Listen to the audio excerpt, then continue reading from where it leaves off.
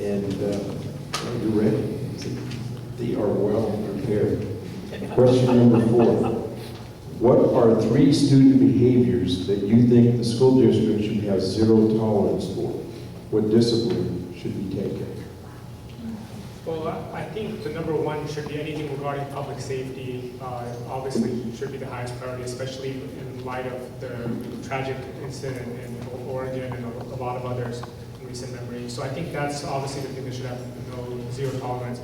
Other issues, I think, regarding sexual assault, I think are other things that culturally there's a lot of challenges with, and that there needs to be more awareness about.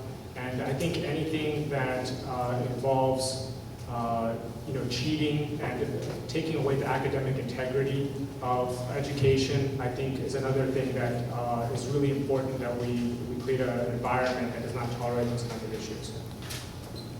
Well, I certainly would agree with all of what Dr. Farouk has said, and there's always more than 3. Last night we had a first reading on our new bullying policy, which will be up to date with the state standards and state law.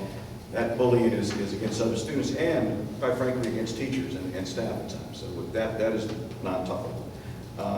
Anything to do with drugs on campus cannot be tolerated, and also weapons, as has been alluded to. So we're into our, let's see, this should be the 41st week of this year, and we've had 45 shootings this year. So obviously the emphasis is going to be on guns, and I think that's a no tolerance type of thing. When it comes to bullying, there needs to be an understanding of what really is going on. So if we look at a student level, where that child is coming from, we look at a staff level. The bullying, I know this question is based on students, but I think that it needs to be across the district where we have no bullying going on at all, and it should be addressed on every level. When it comes to drugs enforcement, I agree with Dr. Farouk and Mr. Hunt, that the drug abuse that has gone on in our district is something that needs to be not tolerated, but it needs to be understood and monitored.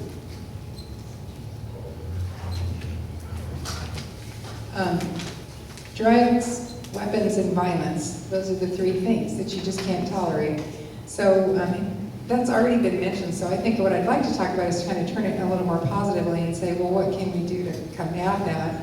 And I think having more positive behavioral intervention, working with our kids, suspending them less, keeping them on our campuses. I think these are all really important things outside of suspending kids or keeping them out of school is not the solution to keeping these types of things from coming on our campus. So I would rather see a little bit more working with our kids and potentially helping them with their social and emotional development so these problems do not come up and we don't have to deal with them. Yeah, I don't think there's any different answers than drugs, weapons, and violence. Bullying, of course, is horrible, and there's a level of it that should not be tolerated, but there's also a level of bullying that needs to be changed on campus. And I believe that happens through mentoring and positive relationships with teachers and people coming into our schools and making a difference in our community. Mark, can I add something? I think we all need to be aware of, us that are over 40, that cyberbullying is becoming a serious problem. There's a new app coming out, it's called Peoples. It's sort of like a Yelp, how you rate people, and California Department of Education is already preparing us how we can combat that. I mean, there's a good side to all media, but there's a bad side too. And we're going to begin to see more of that, and we have to be, and we are staying ahead of that.